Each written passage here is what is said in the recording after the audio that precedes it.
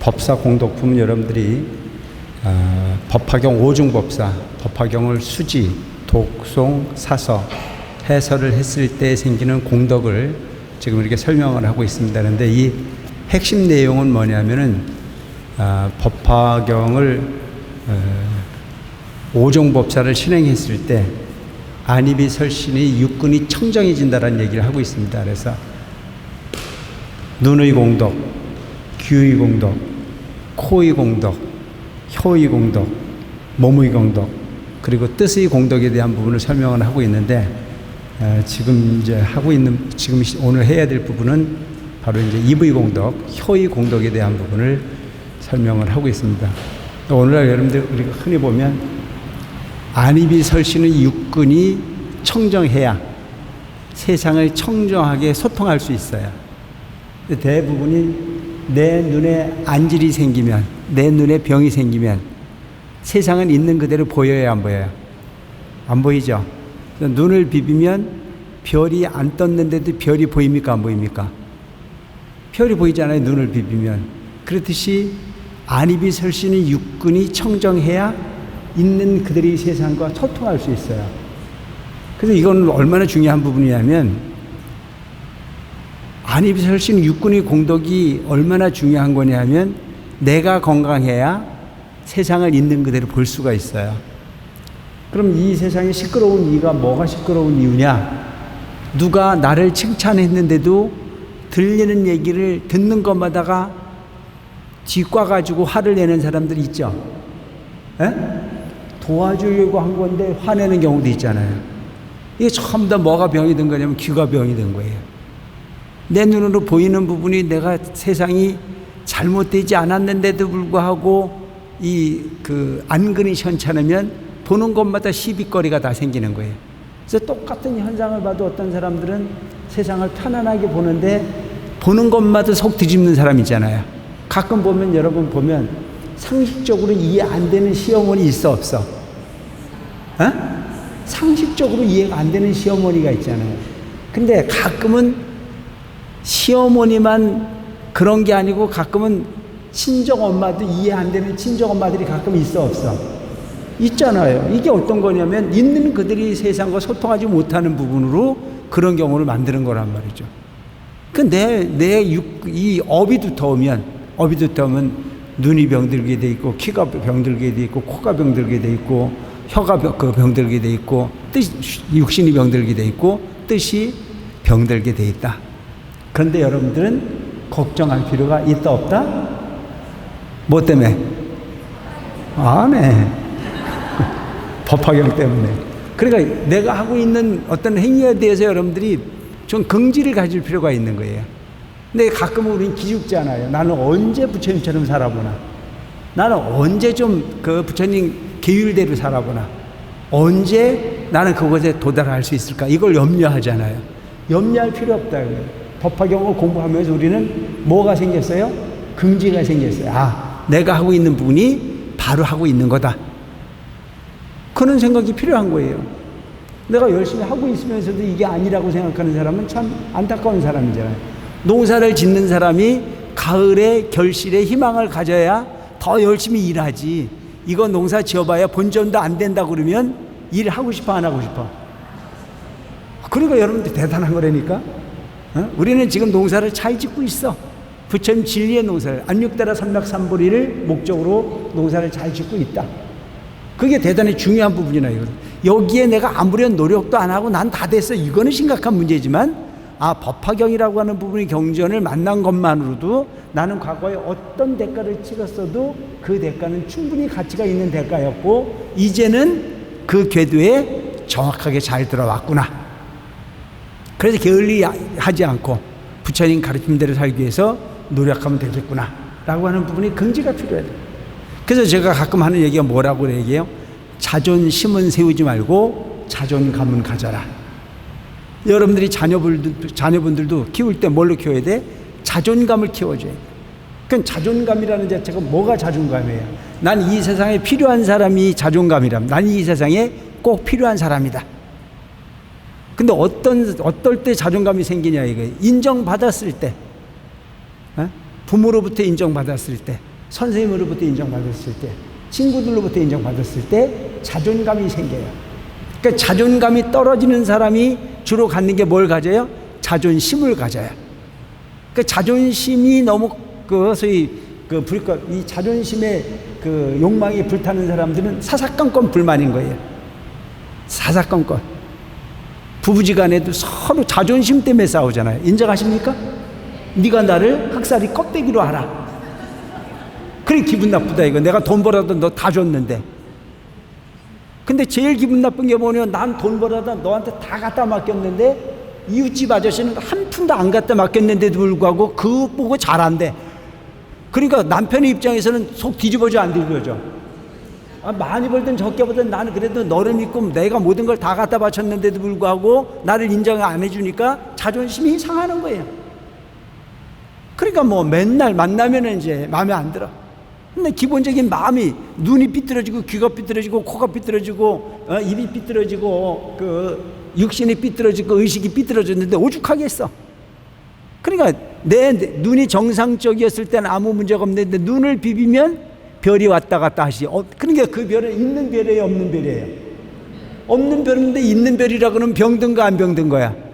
그게 세상에 가장 큰 고통이란 말이지. 있는 그들이 세상을 보지 못하는 부분이 경우를 만들어내는 거다. 그래서 여기서 우리가 지금 육근의 공덕에 대한 부분을 설명하는 부분이 바로 법화경을 이렇게 오중법사로 공부를 하면 그런 모든 부분을 다 공덕으로 청장함을 가져서 그 공덕의 주인공이 된다.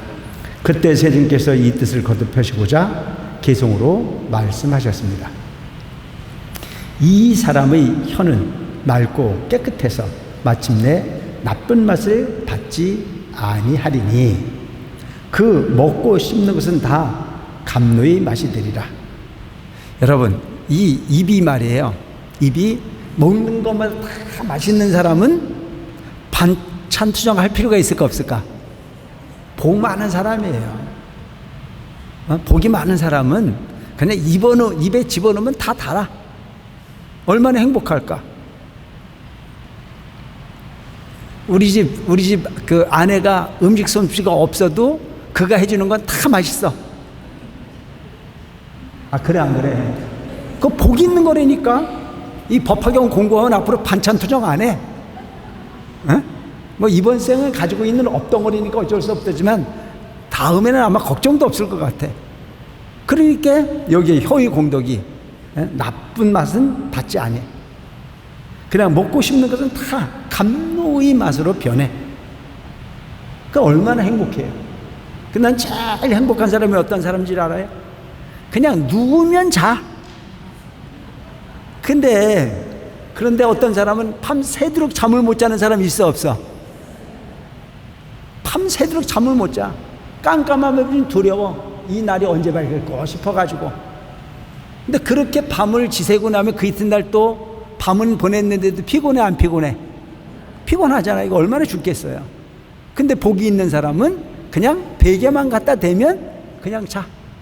그리고 자고 일어나면 너무나 깊은 숙면을 취했대. 너무너무 짧게 잤지만 깊이 잤다 이거예요. 또 복 많은 사람은 이불도 필요 없어. 배를 꺼내놓고 잤는데도 배앓이도 안 해. 복이 있는 거잖아요. 어떤 사람은 뭐 온갖 이불을 다 갖다 덮어도 맨날 배병이 나가지고 날리고 아무리 좋은 베개를 갖다가 자도 숙면이라는 건 나하고 거리가 멀고 이게 얼마나 고통스러워. 그러니까 그런 부분이 고통으로부터 없어지려거든 법화경 공부 해야 돼 안 해야 돼? 해야 돼. 여러분들 잘 왔다니까. 근데 이 법화경이라는 부분이 만나는 부분이 어려워. 맹고무야. 만나는 부분도 쉬운 게 아니라 그냥 법화경이라는 구절 하나 듣는 것만도 결코 쉽지 않다고 그랬잖아요.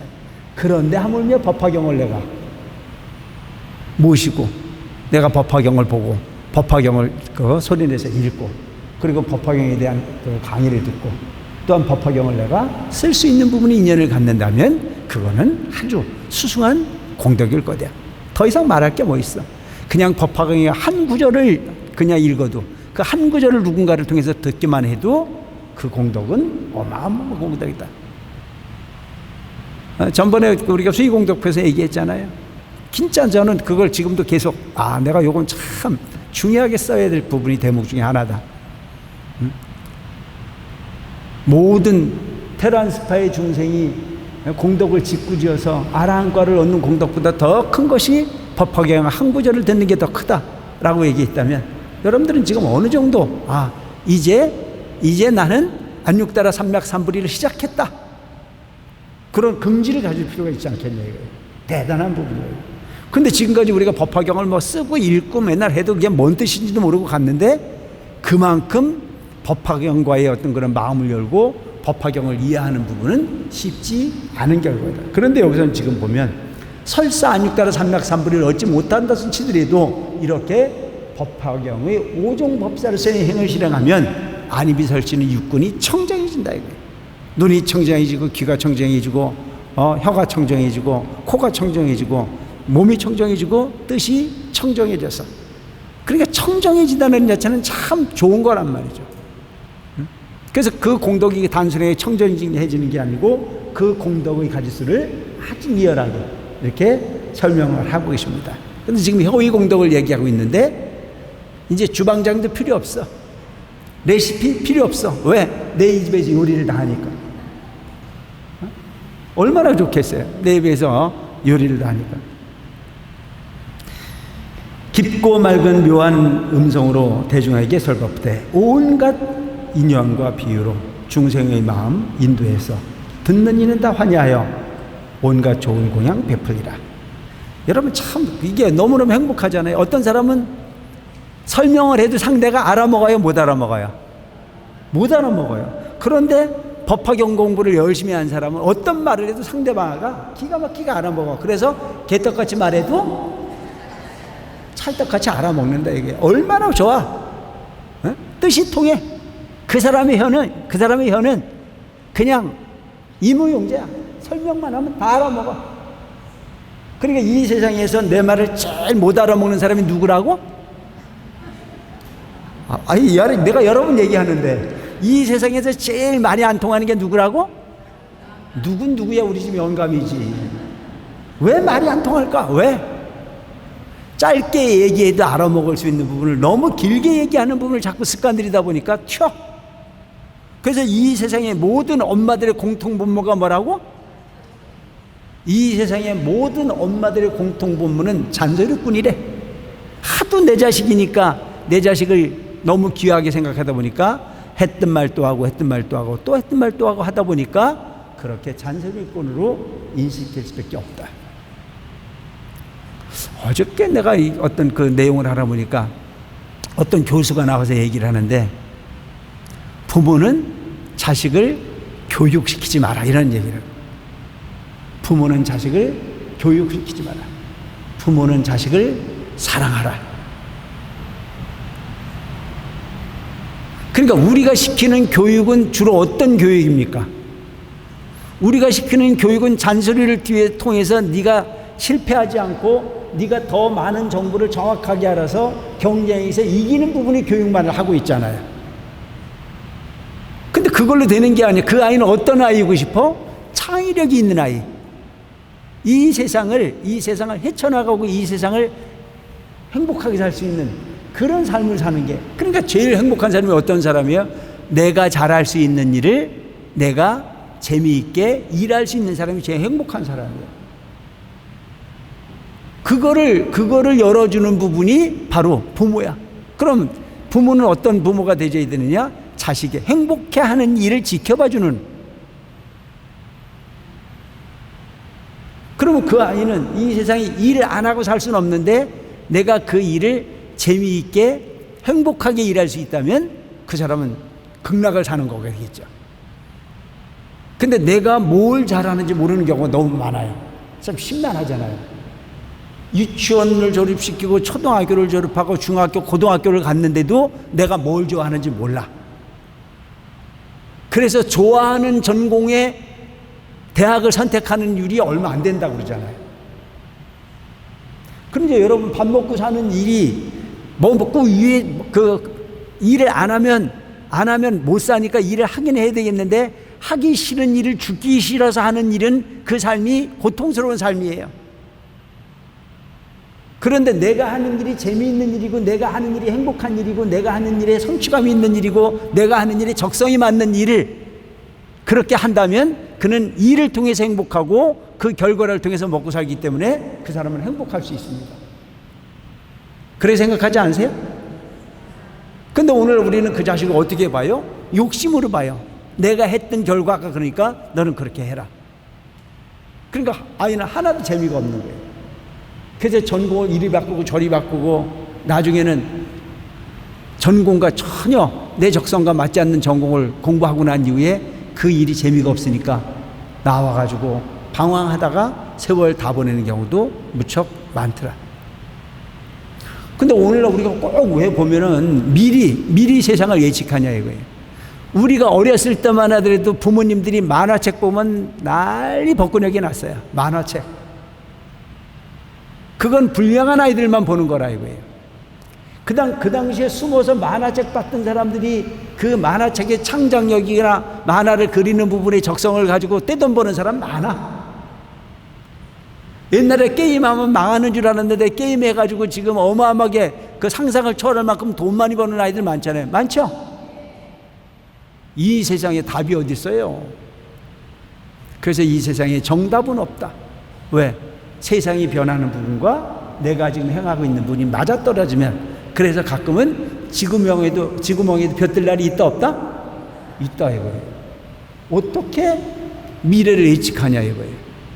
그래서 이왕 하는 부분이라면 결과를 보고 쫓아가지 말고 내가 좋은 것을, 내가 행복한 일을 찾아줄 수 있는 부분이 훨씬 더 행복한 일이다. 그런데 여기서 보면 제일 중요한 것은 내가 어떻게 말을 하더라도 상대방이 다 알아먹을 수 있는 언어의 능력을 가졌다면 그는 얼마나 행복한 사람일까? 말이 더 필요가 없어. 그것이 바로 부처님 가르치는 거예요. 하늘들과 용, 야차, 아수라 등이 모두 공경하는 마음으로 함께 와서 법을 들으리라. 이 설법자가 만약 묘한 음성으로 삼천세계 두루채우고자 하면 뜻대로 곧 이루리라. 그래, 여러분들 보면, 스님들도 보면 능력 있는 스님은 그냥 가 있으면 사람이 모여오잖아요. 어? 그분이 설법을 한다고는 사람들이 모여와. 얼마나 좋을까? 나는 능력이 없어갖고 오세요 하도 잘 안 해. 제발 좀 오세요. 제발 좀 날 보러 와요. 어? 그래, 그것도 전생에 지금 공덕이 많으면 사람을 그 언어에, 그 말씀에 많은 사람들이 관심을 기울여서 찾아오게 돼 있다. 여러분들이 미래에는 그렇게 될 수 있다고 지금 이야기를 하고 있어요. 대소전련왕과 일천자 권석이 합장하고 공경하는 마음으로 항상 와서 법을 듣고 받으리라. 하늘들과 용, 야차, 나찰, 비사사도 기쁜 마음으로 항상 와서 즐겨 공양하며 범천왕, 마왕, 자재천, 대자재천 등 이 같은 하늘의 대중도 항상 그곳에 오리라. 제불과 제재도 그 설법하는 음성 들으시고 항상 생각하고 수호하시다가 때로는 몸을 나타내시니라.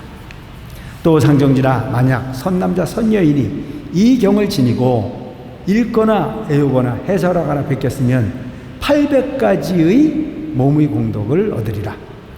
청정한 몸 어둠이 맑은 유리와 같아서 중생이 보기 좋아하고 그 몸이 청정함으로 삼천대천 세계에 중생이 날 때와 죽을 때와 상품과 하품의 훌륭하고 추한 구분과 좋은 곳에 태어나고 나쁜 곳에 나는 것이 다 그 모음 가운데 나타나며 철이산, 대철의산과 미루산, 마하미루산 등 모든 산과 그 속의 중생이 모두 그 몸 가운데 나타나리라. 또 아래로는 아비지옥에 이루는 유정천에 이르기까지 있는 모든 것과 중생이 다 그 모음 가운데 나타나며 또 성문 벽집을 보살과 모든 부처님께서 설법하시면 다 그 몸 가운데 모습들이 나타나리라. 그때 세존께서 이 뜻을 거듭하시고자 계속으로 말씀하셨습니다. 만약 법화경을 통달해 지니면 그 몸이 매우 청정하여 맑은 유리와 같아서 중생이 보기 좋아하리라. 또 맑고 밝은 거울에 온갖 색상이 다 보이듯이 보살이 맑은 몸으로 세상의 모든 것을 다 보듯 하리니 오직 홀로 자기만 밝게 보이고 다른 이에게는 보이지 않느니라. 삼천대천 세계 중 모든 생물과 하늘과 사람과 아수라와 지옥과 아기와 축생 등 이러한 모든 색상이 다 그 몸 가운데 나타나리라. 모든 하늘 등 궁전과 내지 유정천과 천리산과 미륵산, 마음리산과 모든 큰 바다의 물 등이 다 그 몸의 몸 가운데 나타나고 모든 부처님, 성문, 불자, 보살들이 홀로 있거나 대중 속에서 설법하시는 모습이 다 나타나니 비록 무르법성의 묘시는 얻지 못했으나 항상 청정한 몸이어서 일체가 그 가운데 나타나리라. 또 상정지나 만일 선남자 선여인이 열애께서 멸도하신 후에 이 경을 지니고 읽거나 외우거나 해설하거나 베꼈으면 1200가지 의식의 공덕을 얻으리라. 이 청정한 의군으로 한 개송이거나 한 구절만 들어도 한량없고 가히 없는 뜻을 통달하니 이 뜻을 알고서 능히 한 구절이나 한 개송을 설하되 한 달에서 넉 달 내지는 1년이 되어도 설하는 모든 법이 그 뜻에 따라서 실상과 서로 어긋남이 없으며 만약 세간의 경서나 세상 다스리는 언설이나 자생업 등을 설할지라도 다 정법에 순응하리라. 그러니까 우리가 흔히 보면 누군가에게 어떤 뜻을 전달하는데 그냥 한 가지를 이야기해도 1000가지 만가지를 알아먹을 수 있는 부분의 능력이 생긴다. 그럼 이렇게 되면 잔소리할 필요가 있어요, 없어요? 그러니까 여러분들 옛날에 그런 얘기 있어요. 하나를 가르치면 열을 알고 열을 가르치면 백을 안다. 얼마나 좋을까요? 하나를 가르치면 둘을 잊어버리고 둘을 가르치면 셋을 잊어버리는 사람도 많은데, 그러니까 벽창호라. 벽창호 들어도 뭔 말인지 몰라. 맨날 가르치는데 거꾸로 가. 그래도 포기하지 않는 것이 부처님 법이에요. 부처님 가르치면 그래요. 그래서 부처님 법은 마음으로 가는 법이기 때문에 그 어떤 이렇게 상식이나 이런 부분에 별로 구애받지 않아도 돼요.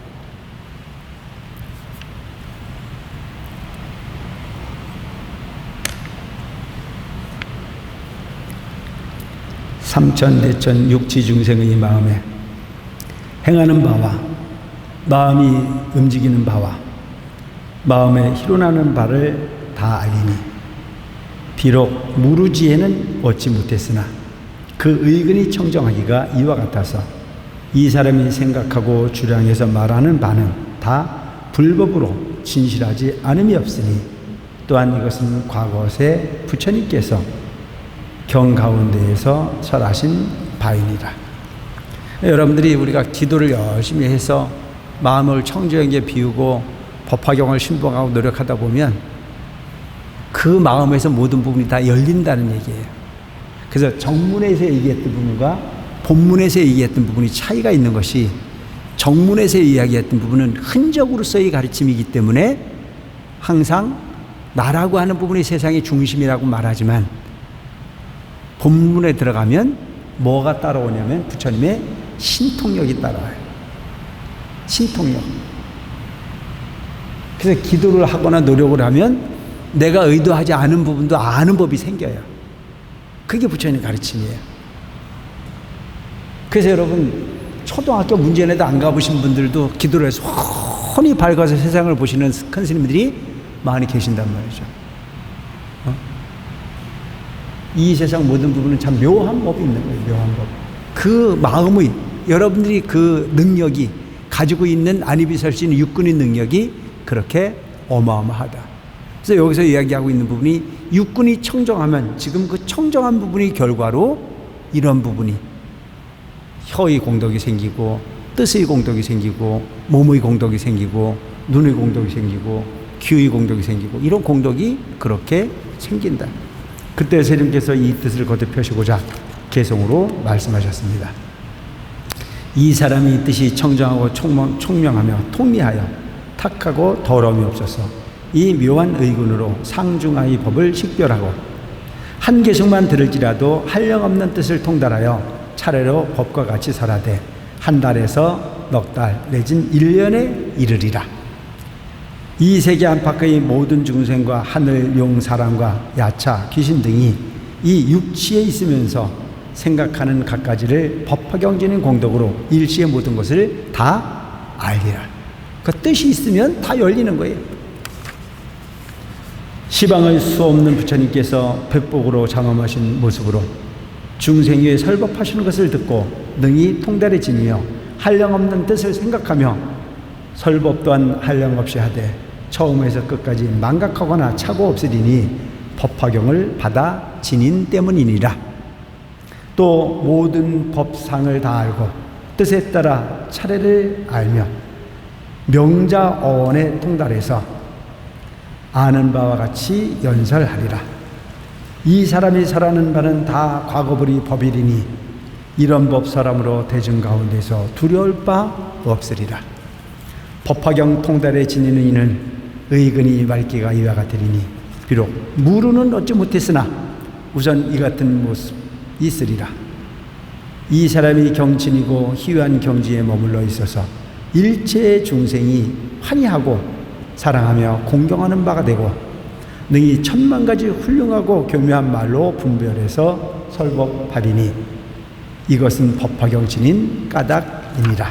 그러니까 법화경이라고 하는 부분이 경전을 이렇게 그 통달해서 지니다 보면 그냥 지니는 것만으로도 엄청난 공덕이 생기는데 무르는 얻지 못했으나 모든 부분을 이렇게 통달해 알 수 있는 힘이 생긴다. 여기서 무르라고 하는 자체는 뭐냐면 새지 않는 지혜, 달아지지 않아. 근데 오늘날 우리는 뭘 좀 공부를 해놓고 나면 잊어버려야 안 잊어버려요. 유르기 때문에 무르의 공덕을 지면 그런 부분이 한 번 알면 한 번 들어오면 빠져나가지 않아. 요즘 뭐 어떤 분들이 그러더라고요. 옛날에는 안 그랬는데 내가 왜 이럴까? 옛날에는 듣기만 하면 오랫동안 저장이 됐었는데 나이 조금 먹고 났더니 듣기만 하면 빠져나가서 정신이 없다. 물건을 금방 옆에 놨는데 어디 놨는지 까맣게 잊어버리고 엉뚱한 곳에 차서 헤매다가 결코는 시간 다 보내고 그걸 활용하지 못하는 그런 경우를 보면 아, 나도 이젠 나이가 먹었는가 보다. 신경 쓰지 마시고 법화경 공부 열심히 하시면 그 부분 다 극복이 된다 안 된다? 된다.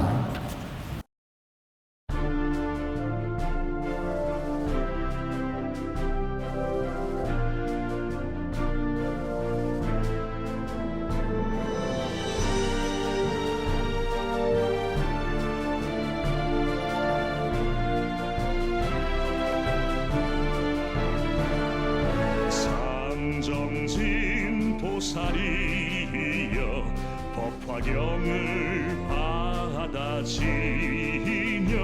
지극하게 읽고 외워 해설하고 베꼈으면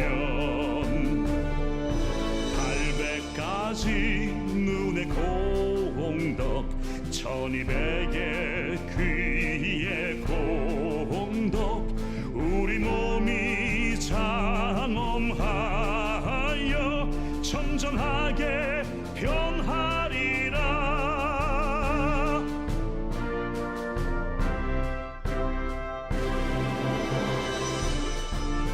온 세상의 모든 것을 걸림없이 보고 듣고 온갖 향기 꽃내 음색 분별하여 알아내며 혀에 닿는 모든 것은 감로수의 맛이 되며 깊고 묘한 음성으로 듣는 이들 기쁨 주네.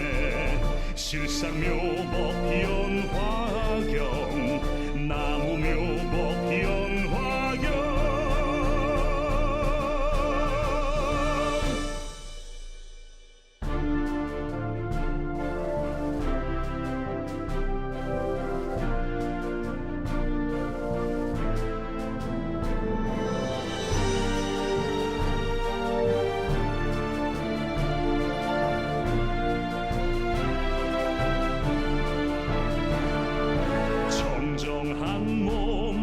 보석 같아 중생들이 즐겨보고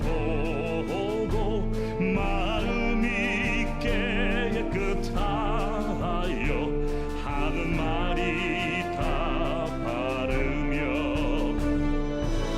부처님과 보살들이 그를 향해 설법하사 묘한 음성 심금을 울려 모든 사람 환희하네.